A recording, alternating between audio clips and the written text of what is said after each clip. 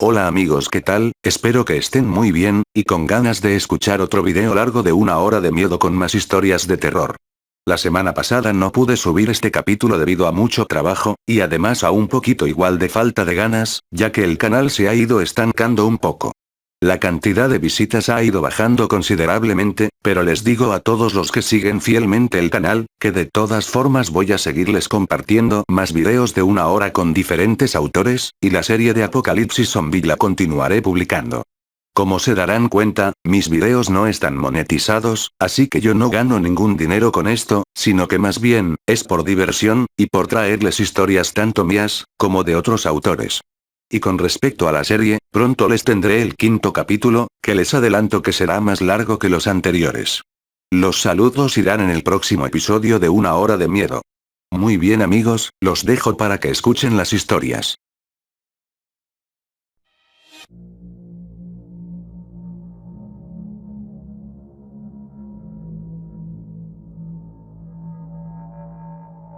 La pequeña diferencia entre un actor y un mentiroso. Este era uno de los pocos días del año en los que Andy estaba en el trabajo. Casualmente, roció agua sobre la base de los escalones de un centro comercial. Hizo su calentamiento y empezó con los ejercicios de respiración teatrales. Actuar profesionalmente no había funcionado para Andy. Se había formado como actor en su colegio, y perpetuó su desarrollo artístico en la universidad hasta que el dinero de sus padres se agotó. Su entrenamiento y talentos no se habían desperdiciado. Andy encontró una nueva forma de vida mucho más lucrativa y con jornadas mucho más cómodas que las de un actor en aprietos. Andy era un artista de accidentes fraudulentos, una víctima profesional. Había aprendido a canalizar sus habilidades en convencer a jurados de heridas imaginarias. Le tomó un tiempo levantarse de su pobreza. Al principio, Andy traía huesos de bolsillo a restaurantes solo para recibir comidas gratis. Pero no le tomó mucho tiempo producir una agenda impresionante de contactos de doctores que falsificaban registros y abogados que los defendían. El primer éxito de Andy ocurrió cuando descubrió un negocio de helados con una escalera un poco más empinada de lo normal en el estacionamiento. Un estafador promedio habría solicitado una simple demanda por caída, pero Andy había sido entrenado clásicamente. La inclusión de un bastón y una nota falsificada de un doctor se sumaron al efecto cuando Andy se cayó por esos escalones de concreto. La pincelada brillante fue su abogado, quien se había dado cuenta de que Andy podría demandar al dueño de la tienda no solo por la herida a su persona, sino también por no seguir las regulaciones impuestas por la ley. Eso había sido hace años y Andy aún recibía sus cheques de pagos mensuales. A partir de entonces, las escenas en contextos públicos se convirtieron en la insignia de Andy. Había chocado su Toyota contra un poste de luz a propósito, atribuyéndoselo a un acelerador defectuoso. Al jurado se le dijo que Andy nunca volvería a caminar, pero una vez que el pago fue efectuado, Andy se había curado milagrosamente. Andy había sufrido heridas casi fatales por suplementos dietéticos, equipo de ejercicio y pastillas para la disfunción eréctil. Se había caído de más escalones y había sido golpeado por más carros que cualquier otra persona en todas las ciudades en las que residió.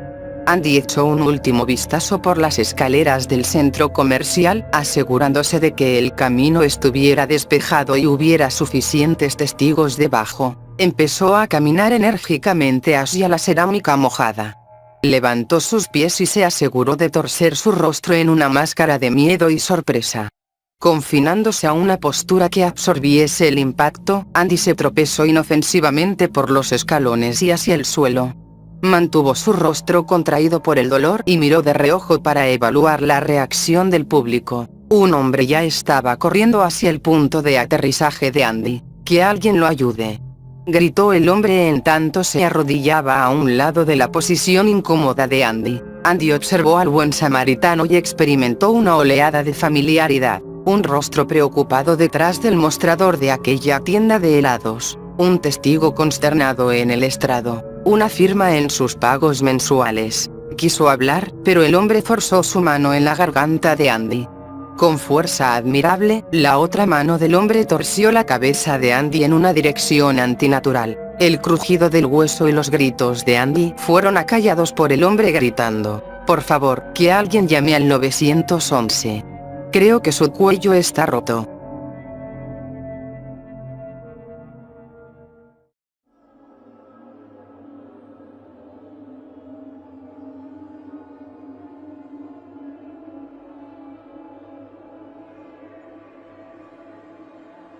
Cuando era niña, quería ser una sirena. A medida que crecía, siempre quise ser una sirena. Creo que muchas niñas tienen el mismo deseo. Pensaba obstinadamente que ser sirena era una ocupación a la que podía aspirar una vez que tuviera la edad suficiente. Me imaginaba que desarrollaría una cola larga y regordeta con escamas brillantes. Tenía el sueño de deslizarme sin esfuerzo por el agua. Quizá me crecerían rizos de hermoso cabello rojizo que caerían hasta el suelo. Añoraba el día cuando pudiera ser una sirena oficial de la vida real. Mi familia vivía sobre las rocas a un lado del océano. Era un escenario bello para crecer. Hoy día estoy al tanto de cómo algunas personas matarían por un hogar en el agua. La brisa del mar latigueaba mi rostro cada día, siempre olía como lluvia fresca.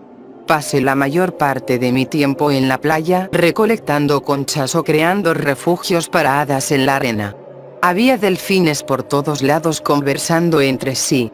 Había peces bellamente coloreados y otras criaturas del mar adorables. Era un paraíso. Tenía 4 hermanas que me acompañaban la mayor parte del tiempo. Cada una era más grande que yo y mucho más madura. Aún así, entretenían mi fantasía de sirena al ayudarme a fabricar colas detalladas con algas marinas. Una podía pretender que era un príncipe ahogándose y yo la rescataría. Todas me daban ánimos mientras salvaba al príncipe de un reino lejano. Amaba que me cargasen en sus brazos, riéndome en tanto me hacían flotar por la marea. Pero por supuesto que no puedes decidir que simplemente serás una sirena. Mi madre me lo dejó en claro en reiteradas ocasiones. Cuando sacaba el tema, ella se burlaba de mí. Las sirenas no son reales, decía con firmeza. Incluso regañaba a mis hermanas por jugar conmigo. No deberían alentarla. Es probable que mi madre tuviera razón.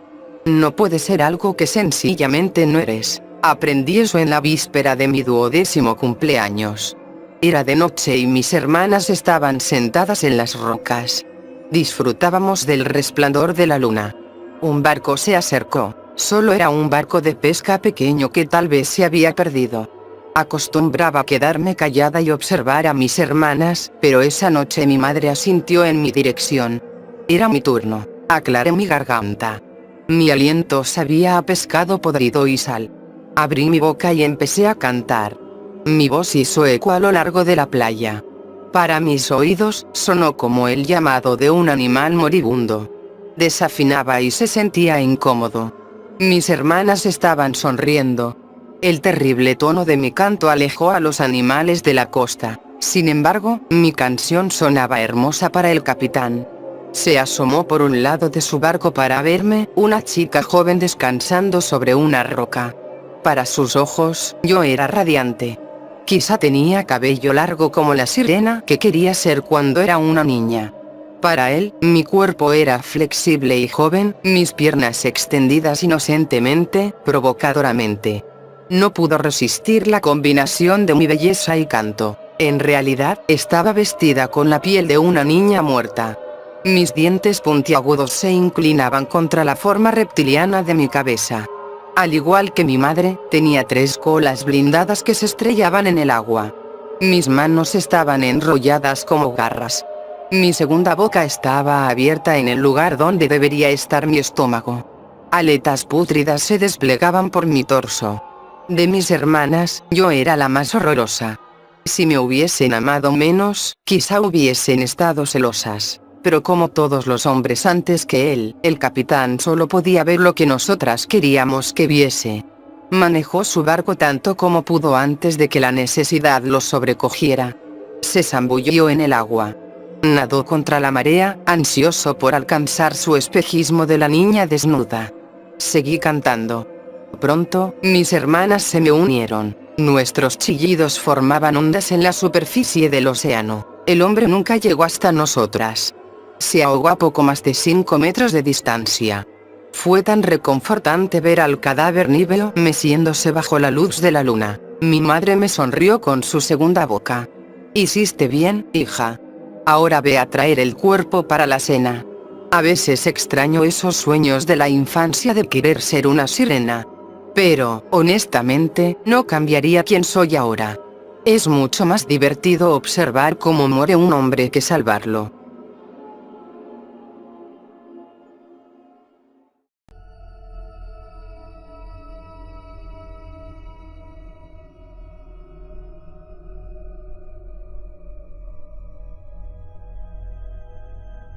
La doctora de juguetes. Todos los niños creen que sus juguetes les pueden hablar.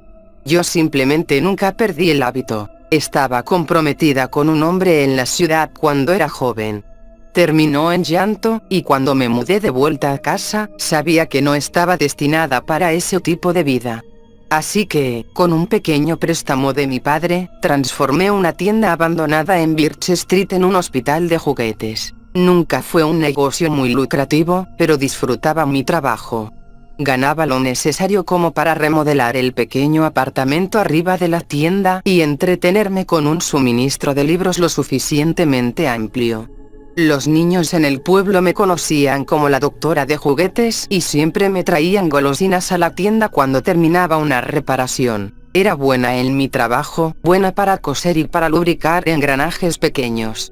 Podía devolver un juguete viéndose como nuevo. Les susurraba mientras los arreglaba, y ellos me respondían con sus secretos. Como era usual, un oso de felpa podía venir con la mitad de su relleno ausente y una explicación de que solo se estaban divirtiendo demasiado. O una muñeca con patines que estaba molesta por estar encerrada en la casa. A veces eran más tristes. A algunos niños sencillamente no les gustaban sus juguetes. Los que no eran queridos, eran tirados por las escaleras, y eran traídos por padres que no estaban conscientes de ello. Otros me hablaban de rivalidades fraternales dolorosas, bullying, o golpizas emocionales de parte de los padres. Trataba de susurrarles mi apoyo y consejos, para darle a los dueños algo de fuerza cuando les regresara a sus amigos. La primera que hizo que mi corazón diera un vuelco fue una muñeca de trapo que pertenecía a la hija de 6 años de un banquero local. Llegó con la mitad de su cabello arrancado. Fui a traer la aguja y el hilo. Por suerte, las muñecas de trapo utilizan cabello de hilo bastante común y barato. Cuando estaba enhebrando la aguja, escuché un susurro. Papi viene a su habitación por la noche. Hace que le duela y que llore. Mamá no hace caso. Con el rostro congelado, eso es terrible fue lo único que pudo salir de mi boca. Ella quiere que se detenga, pero no sabe cómo. Me armé de valor, haciendo la primera sutura en su cabeza. ¿Puedes pedirle que te deje en las escaleras una noche? Estuvo en silencio por un momento. Nos meteremos en problemas. ¿Hacer que desaparezca valdría la pena? No respondió, así que terminé de coser el hilo de vuelta. Sally estaba deleitada cuando vino a traerla, y noté que no se atrevía a ver a su padre a los ojos. Hallé el artículo en el periódico una semana más tarde. Encontrado muerto en su casa, descartado como un accidente. Una caída por las escaleras. Lo recorté y lo conservé. La muñeca de trapo de Sally nunca apareció nuevo, y mi trabajo regresó a la normalidad. Luego sucedió lo de hoy. La mayoría del tiempo, los juguetes que arreglo son traídos por sus dueños. Niños. Conozco a la mayoría de las personas en el pueblo, así que el cobro de los costos no es un gran problema. Mis precios son justos. Solo raramente es un padre quien trae el juguete. Don Markowitz era un profesor de ciencias en la escuela secundaria local. Era un hombre alto y delgado, con cabello ligeramente largo y anteojos de carey. Llegó abrazando a la muñeca en sus manos. Era la favorita de Natalie. Susan no juega mucho con ella, pero no puedo soportar el pensamiento de botar algo que Natalie amó tanto. Asentí. La muerte de Natalie Markowitz había sido una tragedia para todo el pueblo. Ella fue la bibliotecaria adorada del pueblo por muchos años. Nadie supo qué fue lo que la impulsó a manejar contra el carril de tráfico congestionado aquella noche. La biblioteca había estado cerrada desde entonces. Levanté la muñeca. La reconocí de inmediato. Era una de las primeras muñecas que hablaban a cuerda. Debí de haber arreglado docenas de ellas en mis años inaugurales. La misma cola de caballo rubia, camisa blanca impecable y suéter rojo. La llamaban Betty Balbuceos. Era tratada como una reliquia familiar, un coleccionable. Susan Markoich ya era una adolescente. Era improbable que en realidad siguiera jugando con la muñeca, si es que lo hacía. Jalé la cuerda, solo para oír un quejido lento y distorsionado. Por suerte, aún tenía casi una docena de repuestos para esto, de muñecas cuya reparación había resultado ser imposible, y que dejé en mi oficina para conservar las partes. Cuando hice a un lado mis herramientas y jalé la cuerda en la espalda de la muñeca, dejó escapar la voz animosa de la actriz diciendo: «Mami, ¿qué es lo que ya no puedes hacer?». Le pregunté, guardando mis herramientas en el cajón y agarrando el trapo para limpiar la piel plástica de la muñeca. Anticipaba algo sobre escuchar el duelo de Susan y su padre. No esperaba lo que escuché entonces. Mantuve las sombras lejos de Natty por muchos años. Salían de su closet, y yo me esforzaba con todo lo que tenía. Jalaba mi propia cuerda y gritaba ante la noche. A veces se asustaba, la despertaba. Ella nunca veía a las sombras disiparse cuando lo hacía. Suspiró. Escuchar el suspiro de una muñeca es algo extraño. Sonaba como si necesitara un buen trago. Luego me guardó, en el garaje, desde donde ni siquiera podía saber si aún estaban yendo tras ella. Cuando Mark me trajo, ya la habían alcanzado. Otra pausa larga mientras refregaba todos los signos de la edad en sus miembros. Pensé que quizás se habían ido. Pero anoche salieron del closet de nuevo. Yo me encontraba en el estante superior, encima de ellos. Jalé mi cuerda con tanta fuerza que la arranqué y me caí del estante. Eso despertó a Susan, pero cuando las sombras se esparcieron, escuché que una de ellas se reía mientras yo yacía en el piso. Ya no puedo seguir con esto. Nunca me consideré una mujer muy religiosa, pero sí creía. Creí tan fuerte como pude mientras sacaba mis herramientas de nuevo y abría a Betty una vez más. El pequeño crucifijo de metal cupo casi perfectamente en el espacio entre su caja de voz y el cuadrado plástico que la cubría. Cuando regreses, ve a su lado en la cama. Mientras más cerca estés, más fácil será protegerla. Betty me observó con sus ojos sólidos café oscuro. Es posible que las sombras te encuentren. Sonreí gentilmente. Tengo una ventaja. Todos los juguetes están aquí. Todos aún me dicen lo que ven por la noche. Luego arreglé su vestido y fui a llamar a Don Markowitz para decirle que el trabajo estaba hecho.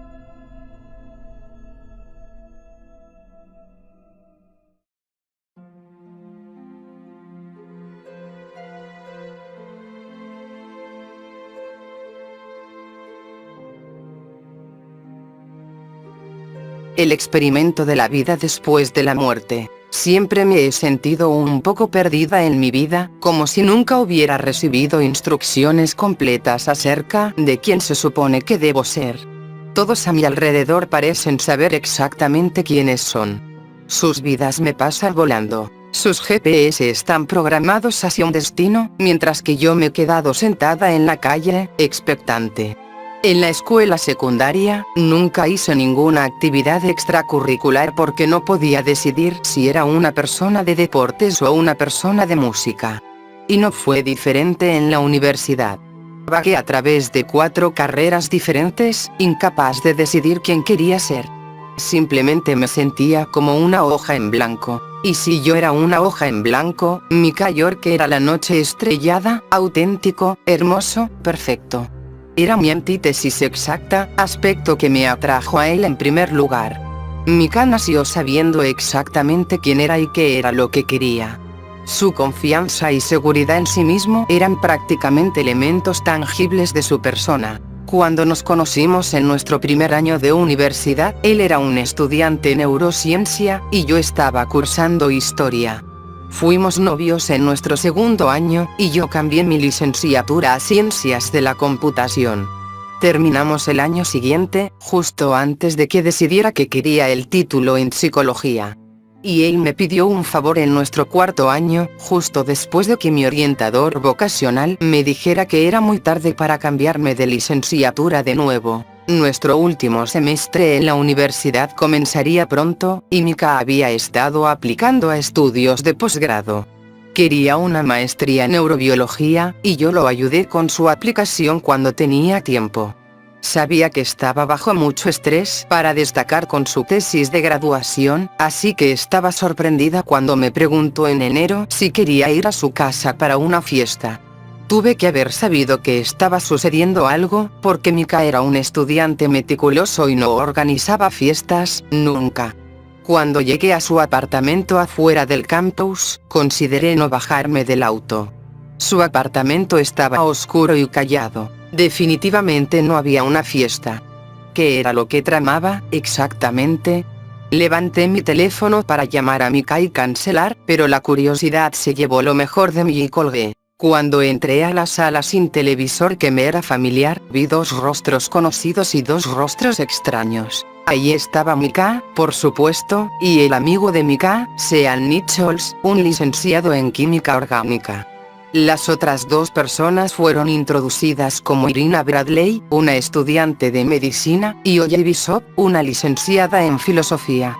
Irina se movió a un lado y me hizo espacio en el sofá. Me senté con recelo y esperé a que Mika comenzara con fuera lo que fuera que estaba haciendo. Se levantó y caminó a la mitad de la habitación. Gracias por venir, chicos. Estoy seguro de que se están preguntando por qué están aquí. Claramente, esto no es una fiesta.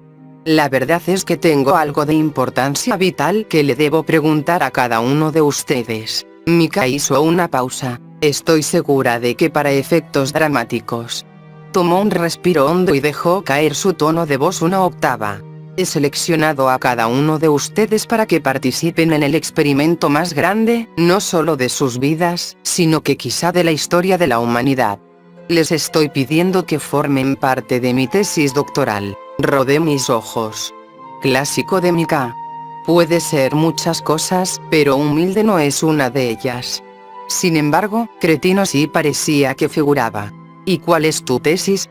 Le pregunté, despreocupada, como si su declaración anterior no hubiese sido totalmente estúpida.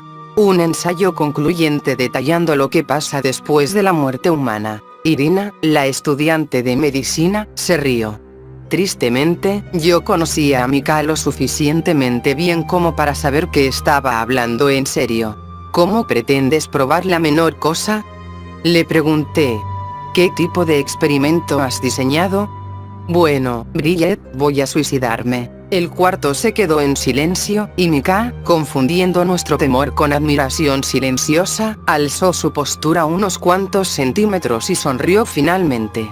No puedes hablar en serio. Ah, lo hago, y es completamente reversible. Voy a ser la primera persona en el mundo que pruebe o descarte la existencia de una vida después de la muerte. ¿Seremos?, demandó Sean. Sí, seremos. El ensayo va a ser nuestro boleto a cualquier universidad del mundo. Se han iniciado guerras por siglos acerca de deidades y religiones, y nosotros vamos a demostrar que es lo científicamente correcto más allá de la sombra de la duda. ¿Eres un idiota?, suspiré. Me levanté del sofá para irme. Irina me siguió, pero Mika llegó a la puerta antes que nosotras. Bridget, espera. Al menos escúchalo todo antes de que te retires. Por favor. Entrecerré mis ojos y negué con la cabeza. No quiero ser parte de asesinar a personas. Ni siquiera a ti. Me gustaría escuchar cómo funciona, intervino Ollie, la licenciada en filosofía, desde su lugar en el sofá. Ah, de hecho, es algo que yo he desarrollado, dijo Sean. Un cóctel biológico y no biológico de químicos. Ha sido probado y es seguro. ¿Probado?, inquirió Irina, con terror. ¿En quién? En fauna silvestre. Así que nunca en una persona, dije. No aún, pero es seguro, me recibió Sean rápidamente. Así que, ¿cómo funciona entonces?, preguntó Irina. Dio un paso hacia el sofá, y supe en ese momento que habían capturado su atención. Mika le gesticuló algo a Sean. He desarrollado un veneno y un biológico. Los llamo los sueros Romeo y Julieta. Julieta es un veneno que mata al cuerpo. Romeo es un biológico, o antídoto, por la ausencia de una mejor palabra, que lo revive. La muerte clínica solo tomará lugar por 30 segundos, intervino Mika. Sin daño cerebral, sin daño de órganos. Sí, es verdaderamente seguro. El cuerpo solo estará muerto por poco tiempo, confirmó Sean. Es decir, Flatliners. Observé a Mika fijamente. ¿Qué? Preguntó Sean. Flatliners es una película. Los personajes se suicidan y se traen de vuelta a sí mismos. Si recuerdo bien, no resultó muy bien para ellos en la película. Pero Mika sabe esto, dado que está obsesionado con ella. Esa es una película de Hollywood, dijo Mika secamente. Esto es ciencia legítima. No, tú eres Kiefer Sutherland, lo señalé. Él es Kevin Bacon, señalé a Sean, y yo soy Julia puta Roberts. No, dijo Mika acaloradamente. De hecho, ella es Julia puta Roberts. Señaló a Ollie. ¿Así que yo soy Oliver Platt? Preguntó Irina. Nadie es Oliver Platt. Exclamó Mika. Pues, si podemos elegir, yo prefiero ser Oliver Platt a ser Kevin Bacon, interrumpió Sean. Sean, tú eres el puto de Kevin Bacon, escupió Mika. Y tú eres Kiefer Sutherland. Le grité. Esto no es Flatliners, coño. Suspiré. Así que yo no me quedaré inconsciente. No. Mika se veía exasperado. Entonces, ¿por qué estoy aquí? Mika se pasó una mano por su cabello castaño oscuro. Dios, he estado tratando de llegar a eso. ¿Yo me quedaré inconsciente? Preguntó Irina. No, solo yo, Sean y Ollie. ¿Y crees que ella va a estar de acuerdo con eso? De hecho, habló Ollie, levantándose del sofá. Ya he accedido. ¿Por qué? La miré boquiabierta. Porque quiero saber, necesito saber por qué estoy aquí, porque cualquiera de nosotros está aquí. Quiero saber qué es el alma y a dónde se dirige, quiero sostener las llaves de la existencia humana, amor y sufrimiento, vida y muerte. Quiero entender nuestro propósito. Y me están pagando, es perfecto para mi tesis. Eso es otra cosa, dijo Mika rápidamente.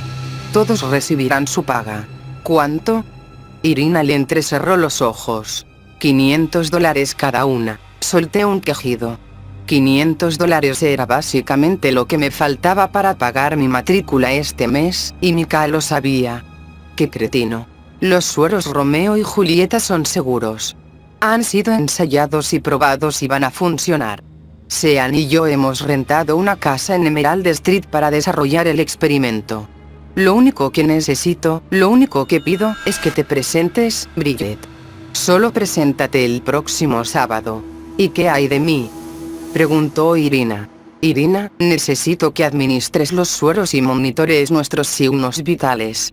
Miren, chicos, todo este asunto tomará menos de 1 minuto, y pueden irse con $500 y créditos en mi tesis. ¿Y qué hará que tu evidencia, la cual será básicamente tu testimonio, sea concluyente?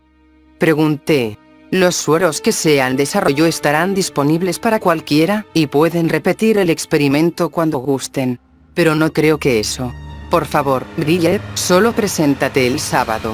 No había una sola faceta de este pequeño experimento científico que no me hiciera sentir profundamente incómoda. Pero la manera en la que Mika me observaba, la tensión de la habitación, $500. No estoy preguntando, Bridget. Te lo estoy rogando. Mika agarró mis manos y las apretó. Lo pensaré. No me sorprendió que me encontrara en la casa de Emerald Street el próximo sábado. Me lo había debatido toda la semana, pero, al final, a pesar de los demás factores, tenía curiosidad. Mika era brillante, del 1% de su clase. Había publicado muchas investigaciones. ¿Qué tal si tenía razón? ¿Qué tal si veía algo? Las personas tienen experiencias cercanas a la muerte todos los días y regresan con historias. Mika iba a profundizar en la muerte más de lo que cualquier otra persona que había regresado, y lo estaba haciendo en un ambiente controlado, utilizando un experimento que podía ser duplicado fácilmente. Es decir, ¿quién sabe? Mika me saludó en la puerta con una sonrisa que decía que sabía que iba a venir, y caminó conmigo hacia la amplia sala de estar desocupada. Lucía paredes marrones, pisos de madera, mucho equipo de hospital y 3 camas individuales de aspecto barato. Sean y Ollie ya estaban acostados en 2 de las camas con sonrisas nerviosas en sus rostros e intravenosas en sus brazos. Irina se movía afanosamente, revisando el equipo y viéndose increíblemente estresada. Mika me entregó una cámara pesada y notoriamente costosa. Las cámaras al pie de nuestras camas ya están grabando. Son nuestras cámaras estáticas. Necesito que camines alrededor y que también grabes con esta. Irina va a administrar nuestras inyecciones para que nos pueda manejar a los 3. Tú simplemente eres un testigo, nada más.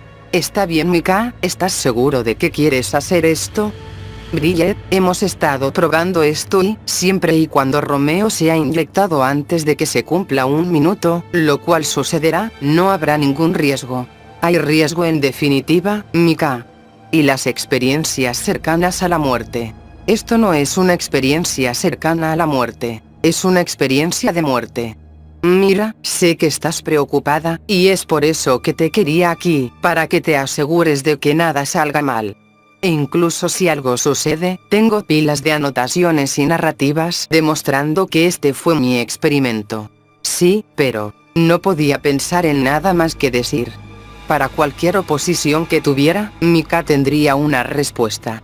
Esa era su forma de ser. Ahora no había manera de detenerlo. Podía estar aquí para verlo o estar en otro lado y escuchar sobre ello. Decidí quedarme. Mika caminó hasta quedar parado enfrente de mi cámara. Son las 12 de la tarde con 51 minutos del 14 de enero. Mi nombre es Mika York y este es mi primer intento de un experimento de la vida después de la muerte. Mika caminó hacia su cama y se sentó, permitiéndole a Irina que atara expertamente una aguja en su vena. Se reclinó sobre la almohada y se giró hacia Sean y Ollie. Recuerden, chicos, tan pronto como recuperen su conciencia, háblenle directamente a las cámaras acerca de lo que vieron. Sí. Entendido. Muy bien, dijo Mika, emocionado. 30 segundos, eso es todo. Irina, tan pronto como la última Julieta evacúe el tubo, activa el cronómetro. Mika apuntó a los relojes digitales que estaban programados con medio minuto en la cabecera de cada cama. Irina sintió. Bridget, tú graba, traqué sonoramente y asentí también. Nos veremos en el otro lado. Mika sonrió y le dio los pulgares arriba a Sean y Ollie, quienes le devolvieron el gesto y se recostaron en sus camas. Apreté el botón de grabar. Irina agarró los 3 tubos rojos de un líquido claro y espeso.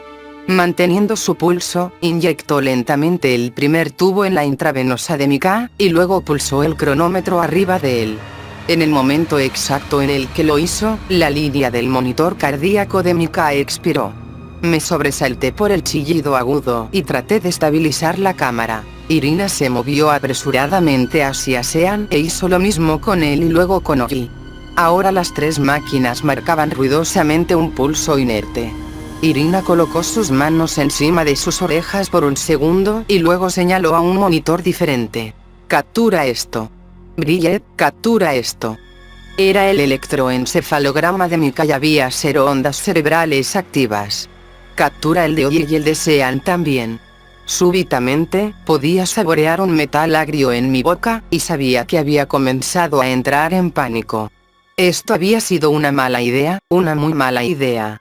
Para cuando miré de nuevo al cronómetro de Mika, quedaban 8 segundos en él. Irina ya había cargado el tubo verde, el biológico Romeo, en la intravenosa de Mika y estaba esperando a presionarlo. El coro de las 3 máquinas cardíacas reproduciendo sus alarmas era ensordecedor. Me estaba gritando, haz algo. Haz algo. ¿Por qué te estás quedando ahí parada? Sálvalos. Justo cuando ya no lo podía soportar, una alarma diferente zumbó e Irina inyectó el Romeo en el brazo de Mika. No respiré en lo absoluto mientras esperaba que los signos de Mika mostraran vida. Le tomó menos de 5 segundos al monitor cardíaco para comenzar a registrar un pique. Y luego otro. La máquina del electroencefalograma de Mika también se encendió con vida súbitamente.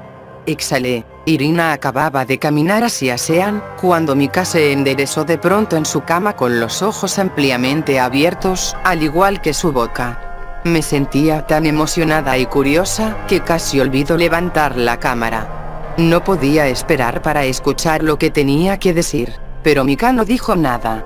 Solo gritó. La sorpresa y la fuerza de ello me hicieron trastabillar contra la pared. Fue el grito más espeluznante que había escuchado. Y luego, Sean comenzó a gritar también. Mika no le prestó atención y se lanzó de la cama, golpeando su cabeza contra la madera una y otra vez.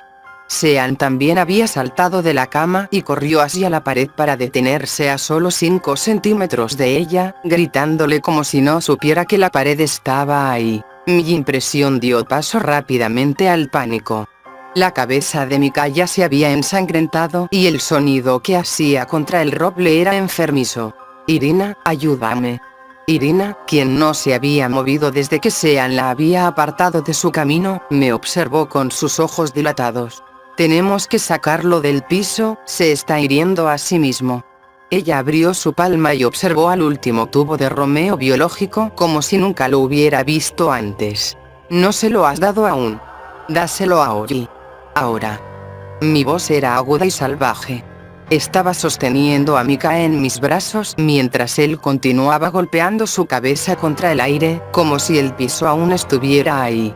Y los gritos, oh Dios, los gritos. Tanto Mika como Sean estaban partiéndome los oídos por la mitad. El horror del rostro de Mika mientras arrojaba su cabeza indoloramente en contra del aire, con su boca abierta en la forma de una O ancha, y el terror agudo y agonizante que provenía de Sean, era suficiente como para marcar el miedo en mis ojos. ¿Qué había pasado? ¿Qué habían visto? La cámara, olvidada desde hace mucho, yacía descartada a un lado de la cama de Mika, en donde sus piernas agitadas la habían pateado. Irina le estaba haciendo compresiones torácicas a Ori. Las lágrimas se derramaban desde sus ojos. Pero yo sabía que era demasiado tarde, habíamos perdido a Ori. Irina, llama al 911. No dejaba de trabajar en Ori, solo continuaba como si no me hubiera escuchado. Y quizás no lo hizo. Los gritos dejé ir a Mika solo por un momento para agarrar mi teléfono, y ya se había levantado y estaba corriendo. Golpeó la puerta frontal y azotó su frente contra el vidrio. Mika, detente. Si Sean nos notaba a su alrededor, no lo demostraba. Solo continuaba ese grito horrible y penetrador. Los servicios de emergencia no me podían oír por el teléfono, pero habían mandado a alguien a la casa en 5 minutos. Unos 5 minutos muy largos. Irina se rindió con Ori en algún punto y solo deambulaba por la habitación, murmurando, no lo entiendo. Lo hice bien. No lo entiendo. Se llevaron a Sean, Ori y Mika en una ambulancia, y nos llevaron a Irina y a mí a la estación de policía. Observaron los vídeos. Nunca me gradué, pero al menos no fui a la cárcel como Irina. Me aislé después de su juicio y me rehusé a hablar con los demás. Pasé meses albergada en mi apartamento, haciéndome la misma pregunta una y otra vez. ¿Qué es lo que vieron? Y no es como si pudiera preguntarles. Sean había gritado hasta que había perdido el uso de su voz permanentemente. Ahora se sentaba en una habitación de hospital encarando a una pared, con su boca abierta ampliamente a manera de grito. Y, de alguna forma, eso era peor que los gritos genuinos. No dijo nada ni ha escrito una palabra desde ese día. Mika, él también está en un hospital. A veces grita, y a veces está callado. A veces se retuerce y a veces permanece tan quieto como los muertos. Los he visitado a ambos muchas veces, rogándoles que me digan lo que vieron. Pero mis visitas habían sido fútiles hasta esta última vez. Ayer, cuando visité a Mika, él estaba en su etapa de gritos.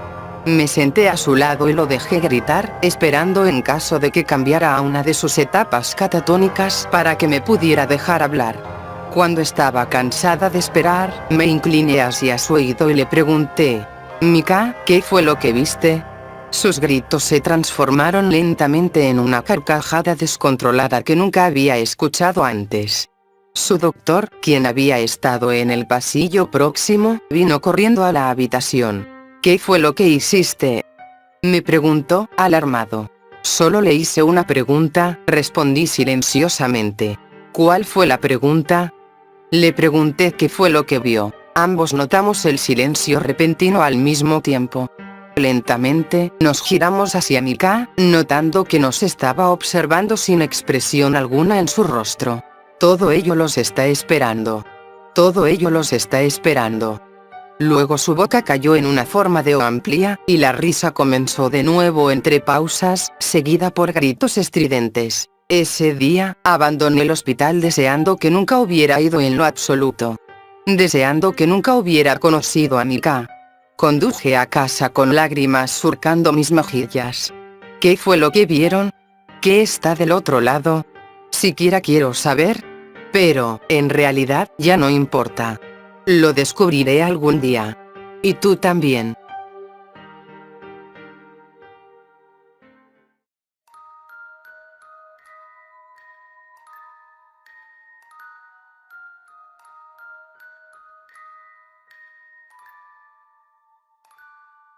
Mi club de desnudistas enseña más que la mayoría. Antes de que comience, saquemos una cosa del camino. Soy una stripper, en el bar Assets Exotic Cabaret. Una bailarina exótica, si crees que eso suena más refinado. En mi caso, no me importa. Es lo que hago, no quién soy. Mi nombre artístico es Sherbert, en honor a mi bisabuelo Herbert, quien murió el año pasado. Sí, sé que es una forma extraña para conmemorar a alguien, pero da igual. Necesitaba un nombre. Ahora, sé lo que algunos de ustedes han de estar pensando. No, no estoy rota por dentro, mi papi me amaba perfectamente bien, y no soy una adicta a la heroína indigente que se anda vendiendo a sí misma para conseguir algo de dinero. No es nada de eso. Al igual que muchas de mis colegas, soy una estudiante. Este trabajo paga decentemente, y las horas son geniales y no interfieren con mis clases. Pero esta historia no se trata acerca de mi camino vocacional, es una historia acerca de una puerta. Una puerta que, en su mayoría, estaba fuera de vista desde el área principal, pero era visible desde el escenario. Una puerta que, hasta donde podía ver, solo se abría cuando los clientes derrochaban pilas de dinero exageradamente grandes. Una puerta hacia una habitación tan privada, que ninguna de las otras chicas a quienes les había preguntado conocían lo que estaba del otro lado. Ayer, entré por esa puerta, y esto es lo que vi. Probablemente ya habrán adivinado que la rotación de personal en un club de desnudistas es bastante alta. Claro, existen algunas regulares que se quedan por un par de años, pero esas chicas son excepciones. No era inusual que llegara a mi turno y descubriera que una de las chicas estaba ausente. ¿En dónde está Candy?, había preguntado, y alguien me había contestado. Se encontró un papi chulo. A veces, sería algo un poco más desagradable. Como la semana pasada, cuando pregunté, oye, ¿en dónde está Cherry? Y Ginger contestó. El jefe descubrió que solo tenía 16 años. La echaron. 16 años de joven. ¿Te puedes imaginar recurrir a ser una stripper a esa edad? Horrible. Afortunadamente, el jefe estaba atento y siempre se las arreglaba para descubrir a las menores de edad dentro de unas cuantas semanas. Ya sabes, antes de que ocurriera demasiado daño. Él era un sujeto lo suficientemente agradable, pero tenía el peor sentido de la moda. Vestía con pantalones cortos y camisas hawaianas desabotonadas, mostrando el vello rizado de su pecho y un medallón de oro con una gema roja, colgando de su cuello carnoso. Él amaba ese maldito medallón tanto, que tenía otro idéntico en una escultura de pechos en su oficina. Él era normal, en su mayoría, aparte del aspecto un tanto turbio que comparten todos los dueños de clubs de desnudistas. Lo más importante era que nos trataba con respeto. En el peor de los casos, nos abofeteaba juguetonamente el trasero, pero aparte de eso tenía el cuidado de mantener sus manos lejos de la mercancía. Ayer, el jefe me pidió que entrenara al reemplazo de Cherie. Llegué al trabajo una media hora antes para seleccionar los accesorios y demás, pero me distraje por esa maldita puerta. Por primera vez desde que comencé a trabajar en Bare Assets, la habían dejado sin supervisión. Sabía que no debía hacerlo, pero dejé que mi curiosidad me ganara. Me acerqué y probé la manija osadamente. Para mi asombro, no tenía seguro. Di un vistazo rápido alrededor del salón para asegurarme de que estuviera sola antes de abrir la puerta y entrar en la habitación misteriosa. Adentro, había una versión en miniatura de nuestro escenario principal, encarando a dos filas de asientos reclinables de cuero, cada uno con su propia bandeja para alimentos. Las paredes estaban cubiertas en su totalidad con cortinas rojas de seda que se curvaban en las esquinas. Al fondo, había un pequeño bar con botellas llenas hasta el borde y vasos de cristal más pulidos de lo que había visto en cualquier club de desnudistas. Claramente, este era algún tipo de vestíbulo VIP. Rodé la habitación, preguntándome por qué nunca había sido invitada antes a bailar ahí. Diablos, preguntándome cuántas chicas me habían mentido a la cara acerca de recibir esta oportunidad.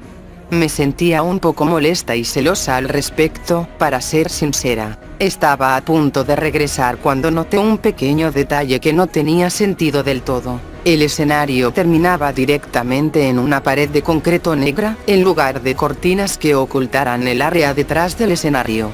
Hasta donde podía ver, solo había una puerta en la habitación, y nunca había visto a ninguna de las chicas entrar por ella, así que no podía evitar preguntarme cómo era que entraban para sus espectáculos privados. Supuse que tenía que ser por las cortinas rojas. Debía de haber alguna puerta escondida detrás de ellas. Si me colocaba detrás de las cortinas y rodeaba la habitación, podría encontrar la entrada y descubrir cuál de ellas me había estado mintiendo. Eso es exactamente lo que hice, pero no transcurrió exactamente como lo había planeado. Verás, estaba a unos 3/4 de mi camino alrededor de la habitación, cuando escuché que la manija giraba. Con el temor de meterme en problemas, me eché a correr hacia una esquina, esperando poder esconderme en el espacio que conectaba a las paredes y las cortinas curvadas. Solo había el espacio suficiente para mí, y era capaz de ver el reverso de los asientos y el escenario. Entró el jefe, soplándose con un fajo de billetes de $100, mientras escoltaba a un hombre de negocios relativamente joven hacia la primera fila. «Hagamos que tu primera vez sea especial», dijo. Las luces de la habitación se atenuaron. Aunque no podía verlo, podía escuchar la sonrisa falsa del jefe mientras continuaba. «¿Te gustaría tener a tu propia chica para desflorarla? Tengo una, madura y lista». Asqueroso. Todos escuchamos que ese tipo de cosas pasan atrás de puertas cerradas, pero hasta ese punto, había sido capaz de mantener la creencia falsa de que nosotros no recurríamos a ese tipo de negocios. El cliente asintió. «Excelente. Comencemos», respondió el jefe mientras aplaudía. Se empezó a reproducir música ruidosamente en la habitación. Las paredes debían ser a prueba de sonido, porque nunca la había escuchado colarse hacia el salón principal del club. Mis ojos escanearon las cortinas, anticipando movimiento para que pudiera ver cuál de mis colegas era suficientemente buena para la habitación VIP. Cuál de ellas era mejor que yo. No había manera de que hubiera podido anticipar lo que estaba por suceder. Las cortinas no se movieron. Alguien entró al escenario, aparentemente caminando a través de la pared de concreto. Estaba desnuda. Su cuerpo delgado estaba encorvado protectoramente, y sus brazos formaban una X sobre su pecho, con cada mano casi alcanzando el hombro opuesto. Estaba temblando. Sollozando. Era translúcida.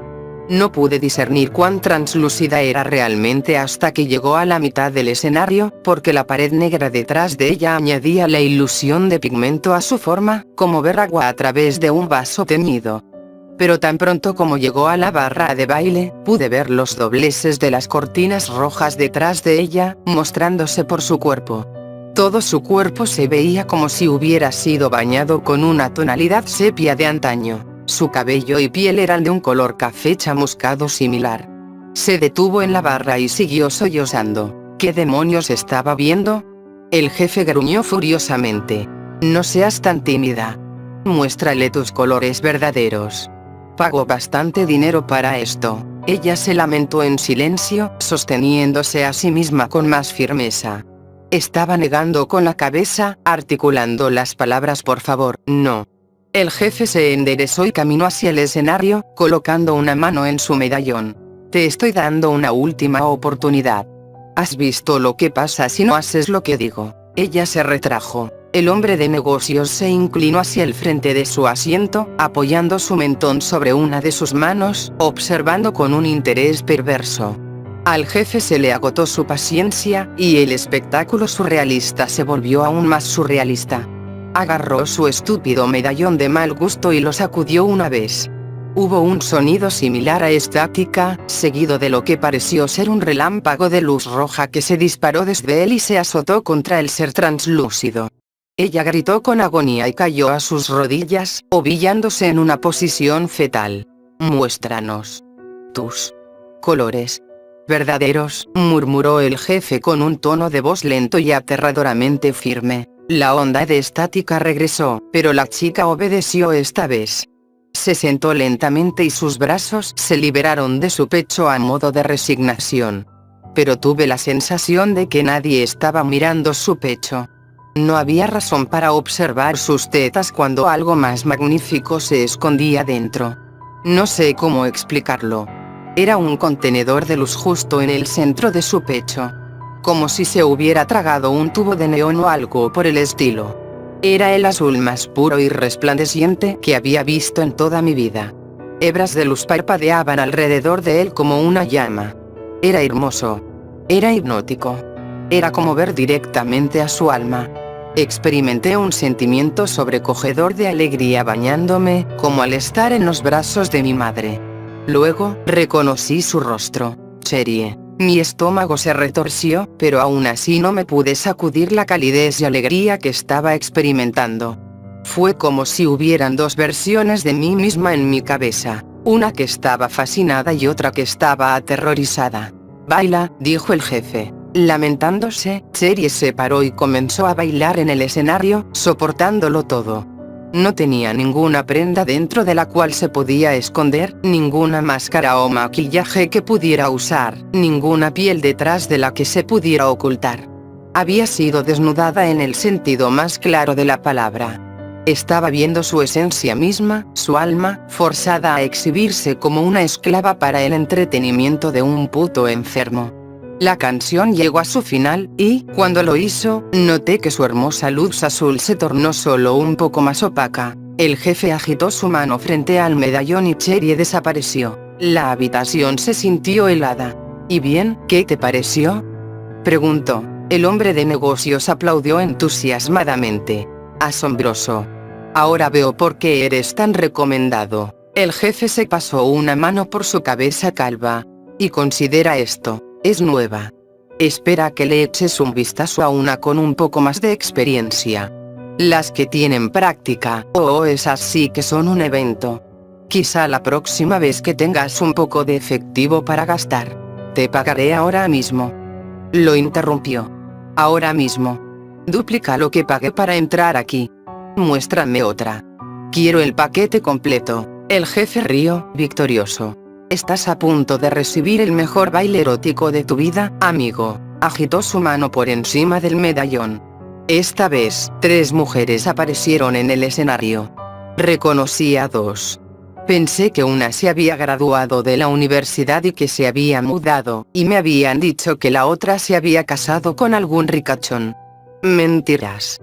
Todas fueron mentiras. Las 2 no se estaban escondiendo como Cherie se había escondido.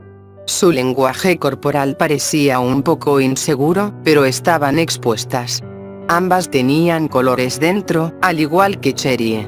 Uno era un verde oscuro hermoso, y el otro era borgoña. Aún obtuve un influjo de alegría por verlas, pero no fue ni remotamente igual de emocionante que cuando vi al contenedor pigmentado de Cherie. La tercera bailarina, la que no reconocía, tenía gris en su interior. De las tres, ella parecía ser a la que menos le molestaba su predicamento. Tenía sus piernas extendidas, sus hombros echados hacia atrás, sus brazos relajados a sus costados y la luz pálida entre sus pechos estaba expuesta para que todo el mundo la viera. Una nueva canción se comenzó a reproducir, y el trío comenzó a bailar como si estuviera pasada de moda. Por mi vida que no sé cómo hacían para tocar esa barra y que aún así pudieran caminar a través de las paredes, pero, de alguna forma, lo lograban. Se deslizaban de arriba hacia abajo y hacían piruetas. Podía sentir cómo me perdía en sus movimientos, con mis ojos fijados en las tres luces. Es posible que haya estado un poco excitada, para ser honesta. Ni siquiera me atraen las mujeres. Fue solo que había algo en el aire. Mis respiraciones eran superficiales y mi corazón me estaba aporreando. Las deseaba. Las deseaba tanto. La de color gris saltó fuera del escenario y comenzó a bailar contra el hombre de negocios sin un solo gramo de vacilación. Se manoseaba su propio cuerpo y le presentaba cada una de sus partes. Las manos del hombre se acercaban tentativamente a la piel translúcida de ella, probablemente, lo único que lo detenía eran años de obedecer la regla de no tocar. «Hazlo, mete tu mano», le murmuró el jefe. El hombre de negocios pareció dudarlo por un momento, pero luego la chica con el color gris lanzó una pierna encima de su regazo y comenzó a girar sus caderas de forma seductora. Él introdujo su mano en el pecho de ella y tocó la luz pálida que se arremolinaba adentro. El cuerpo del cliente se arqueó hacia atrás y dejó escapar un gemido de éxtasis. Solo puedo imaginarme lo que pudo haber sentido al sostener en sus manos el núcleo mismo de alguien más. Empujé mi espalda contra la pared, tratando de imaginar que yo hacía lo mismo. Tratando de experimentar indirectamente la descarga que recorría su cuerpo. Pude sentir la presión acrecentándose dentro de mí. Acrecentándose. Acrecentándose. Necesitaba aliviarla. Necesitaba. La habitación se tornó helada cuando una explosión de aire rígido se desplazó desde la chica como si fuera un estornudo que involucraba a todo su cuerpo. Las otras dos chicas desaparecieron. De pronto, la luz gris en su pecho se volvió negra.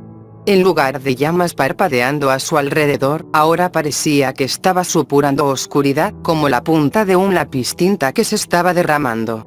Sus ojos se vaciaron, su cabello se desordenó y su cuerpo pareció desinflarse y afilarse, como si su piel invisible y músculos se hubieran convertido en un trapo delgado que revestía sus huesos.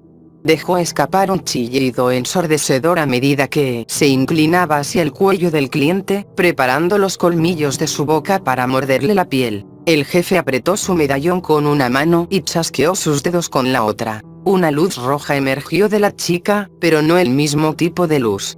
Era como si se estuviera incendiando desde adentro hacia afuera. Solo tomó una fracción de segundo para que su cuerpo se desintegrara en cenizas. El jefe se rió entre dientes. Lo siento por eso.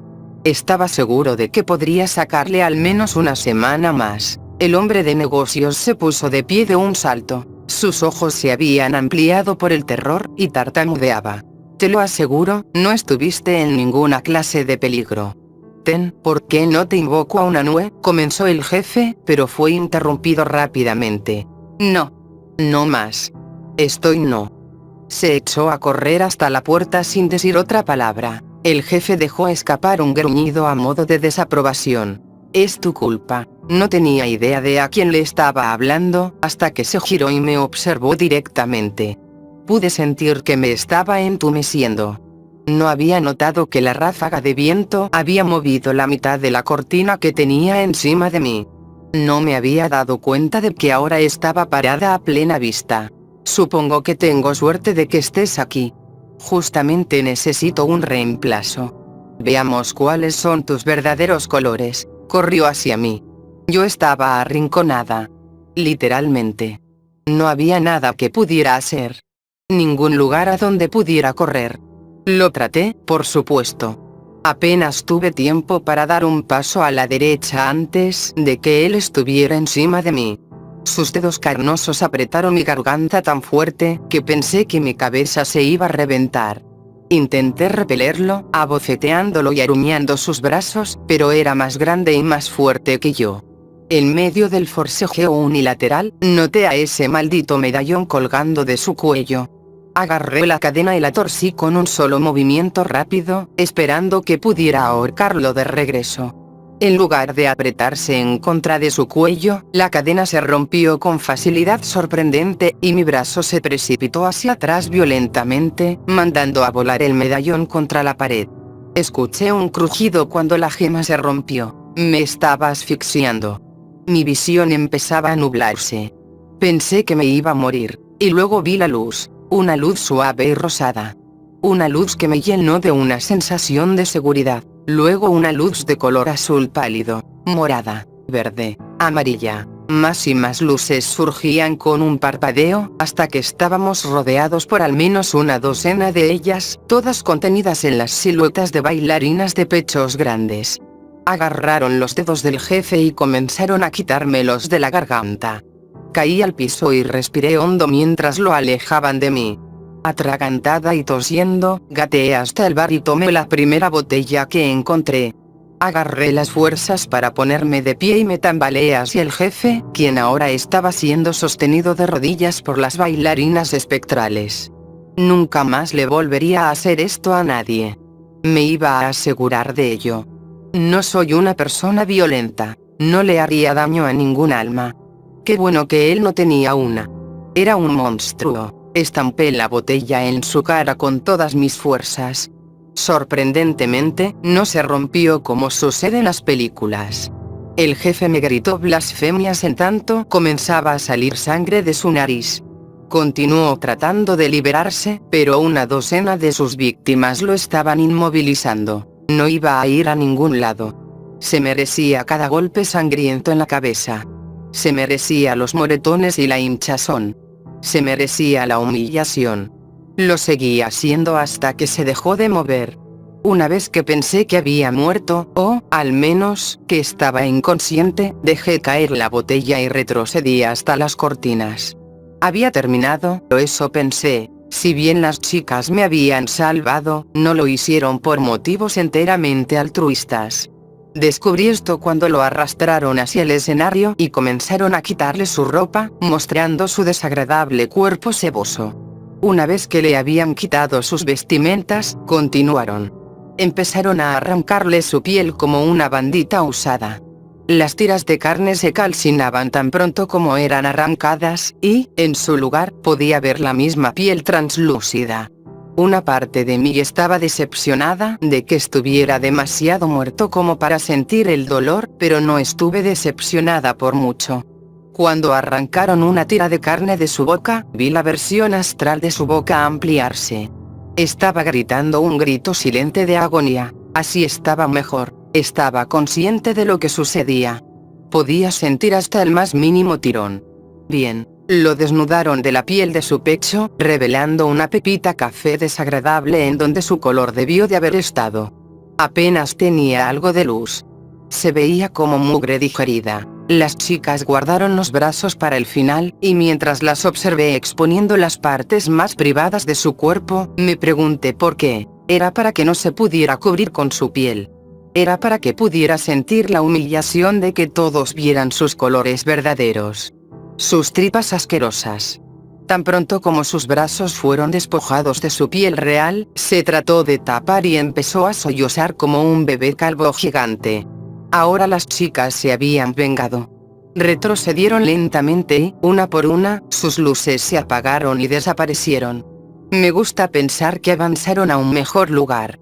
O que al menos su tormento ha acabado. En cuanto al jefe, recordé el medallón adicional que mantenía en su oficina.